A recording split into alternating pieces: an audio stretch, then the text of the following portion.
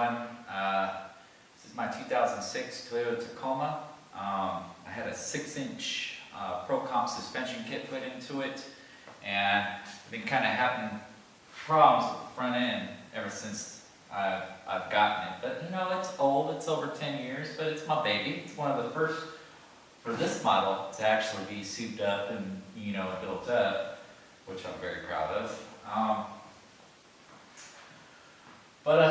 My wife was driving it and busted one of the shocks on it, so today I'm going to be replacing the shocks, and I got some ripped CV joints in here, so I am going to be changing out both front axles on each side. And this is a 6-inch Pro Comp suspension kit. It's a little different than stock. There's some things that are done different with this thing, come to find out, and there's been a lot of trial and error coming with the sway bar arm, the sway bar end placements, and where your steering rod and stuff is placed, but we'll be going over that here shortly. For one, I've seen this sway bar right here placed in 3 different configurations. One, you flip it upside down, and instead of bringing the sway bar end on the lower part of this steering knuckle here, which is comes from Pro Comp 2, I believe. I think the stock one looks a little differently. I didn't put it together. I actually, I was recovering from the hospital from getting hurt in Iraq, and I sent this into the shop to get it fixed. I had supercharge, TRD supercharger put into it, cold air intake, 6-inch suspension kit, exhaust package, Mackie wheels, 30, I think those are 35s, I forget. But you know, it's all aftermarket, and you get what you get and stuff. And Pro Comp to me, it's not Fab Tech, you know. Pro Comp's Pro Comp. It is better than stock, if you ask me. But you know, there's a lot of things. For one, these sway bar ends, they come in. You can buy them in different sizes, different lengths. One's 9-inch, the other one's 7 1/4.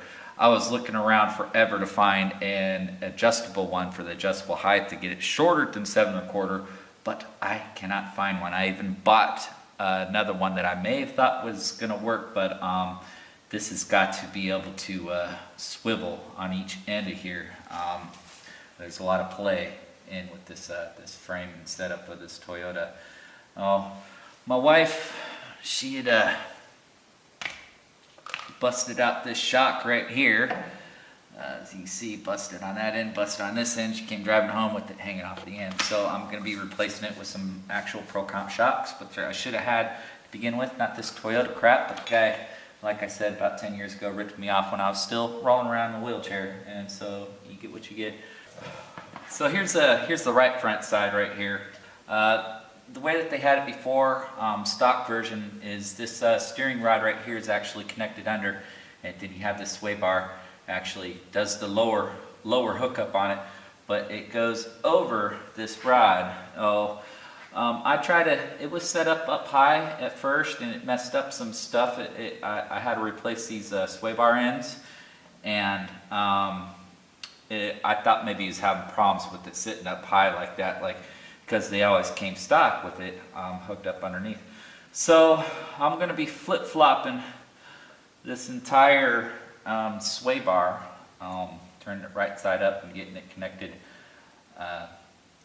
higher ground, because I didn't like the way it's down here. It's really close to the CB boots. I got CB boots, or they're old, so I'm replacing them. I'm replacing the entire axle because the axle costed me probably 60 bucks for each side, so it's like 120 bucks. It's a lot easier to just replace, come to find out, the entire axle rather than just the boots. So we're going to be going over that step by step here.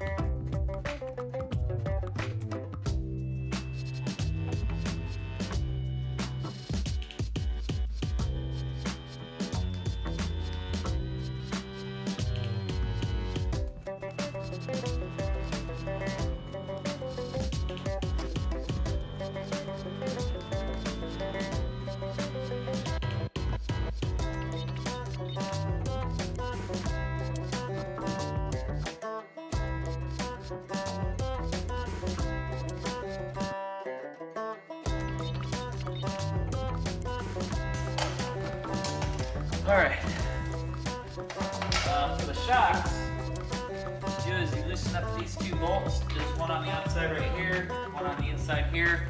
Make sure you mark the newer models and whatnot, make sure you mark exactly the lines here because it has to be dead on. It's part of the alignment. I'm going to get it aligned afterwards and get it kind of roughly in the same area. You go take it aligned, and after changing out the axle, I'm going to get the differential fluid put into it. You can push that down. That's it.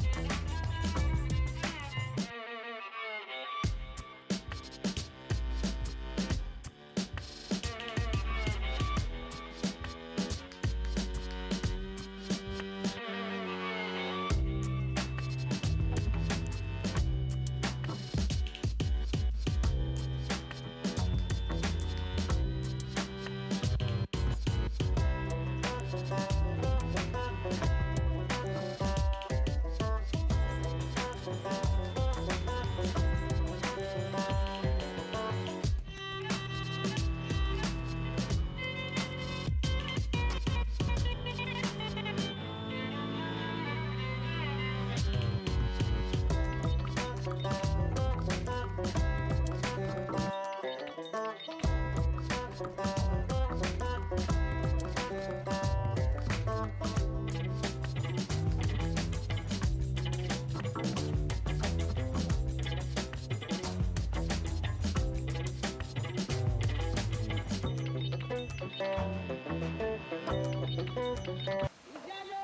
is a stupid way of doing this, alright? Because of the 6-inch spacer, you can't sit there and turn on the top nut on this shock and hold the very top of it so it doesn't spin.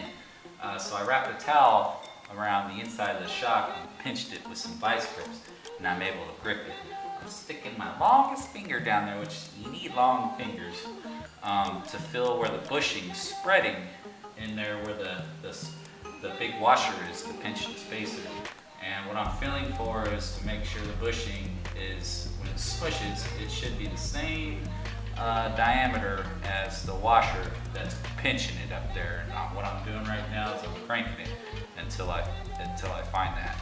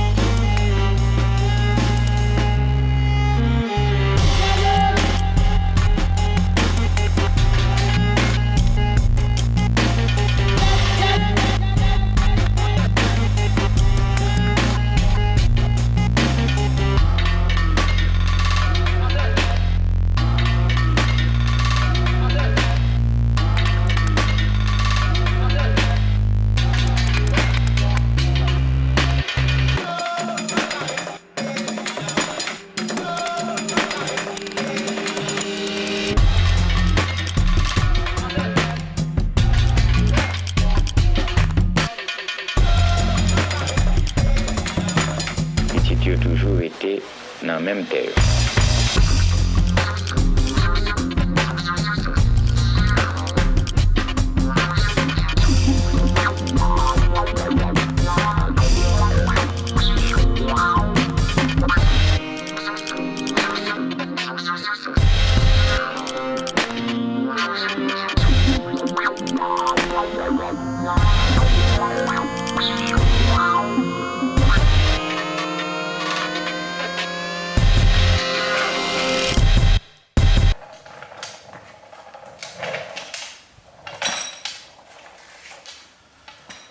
Okay, everything's back in place. I had to take this sway bar, which is connected to this sway bar end right here, under stock circumstances, this sway bar hangs under here. You flip it upside down, it hangs under here, and it connects from down here up into the steering knuckle right here. It's problematic because this sway bar end right here was very, very close to the CV boot, and I actually tore one of the CV boots on that end. It was already torn on the inside, so I just replaced both of these axles. So I don't know. I think this is possibly a fault that ProComp needs to fix with their suspension packages here. This is a ProComp turning knuckle right here. I don't know. I think they need to. There's not too many options to replace these sway bar ends. I wish there was more of an adjustable one where you can adjust the height, because I really think the way that this thing's set up right here, the way it hangs like that, I think you can get more out of it if it was bent more at an angle. It'd get more spring, more adjustability. But you can't do crap and you're limited because these sway bar ends. This is a 7 1/4, I believe, and they have a 7 1/4, and then they have a 9-inch sway bar end. So to me, it's problematic. I wish there was more options for these sway bar ends. I almost want to cut this and go down to my buddy's shop and go get it welded back up, just so it's a little bit shorter. That way I can hang it under. I'd rather hang it under, and it would make this over here look a little bit better. I don't like that hanging down like that. I wish it was more of a level plane so it has more flex, but I don't know. That's just me. I ain't no mechanic and I ain't no expert. My father's been driving cement trucks over 30 years, and he's retired now. He's a little grease monkey and a DIY, do-it-yourself kind of person too. But I think this will work for now. The end game is going to be probably total chaos, long travel. That way I can get more travel out of my suspension, just more ruggedness and stronger components, and swap this turning knuckle out and possibly go with the aftermarket turning. I'm going to keep on researching on these steering, these sway bar ends. And if you so happen to watch this video and you know anything about these sway bar ends, you know something that I don't know, please leave a comment down there. I'm a learner at this. I learn as I find problems with my truck. That's how I learn. So what I've replaced. I replaced the front suspension and the axles, and I flip-flopped the sway bar to the higher position onto the turning knuckle. And now I'm going to be working on the rear suspension and mounting my my rear traction bars.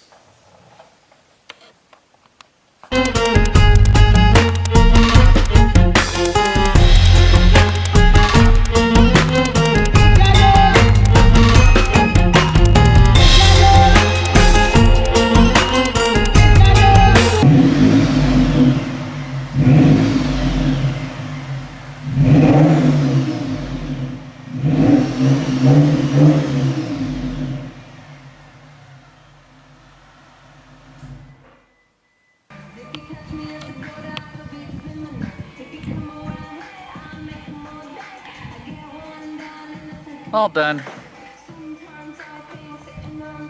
Front suspension replaced. Got the new axle in there.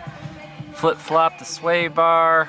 Seems to be set pretty good now that the suspension's compressed.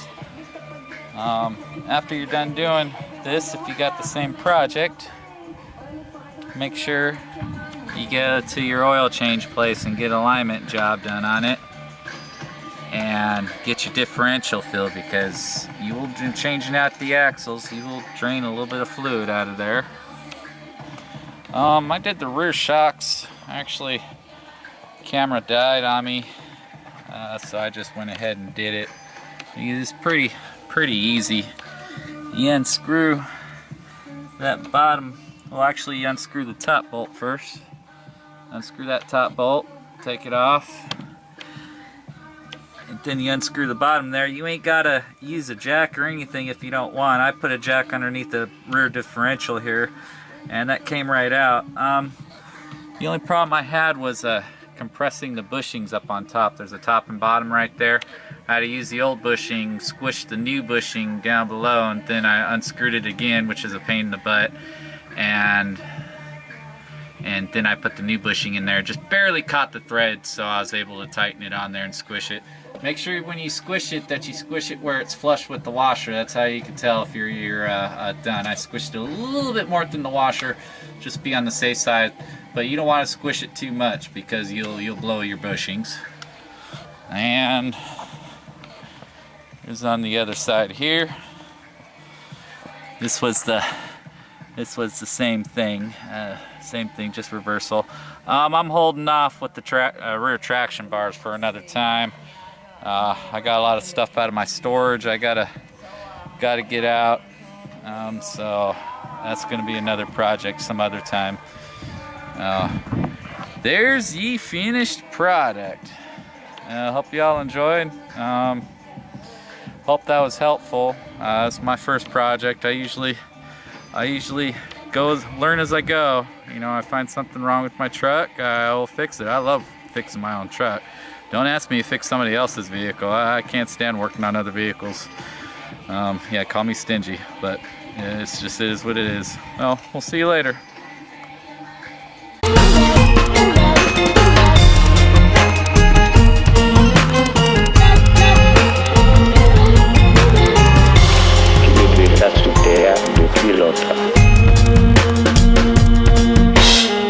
Pendant que la loi, vous nous fait petite,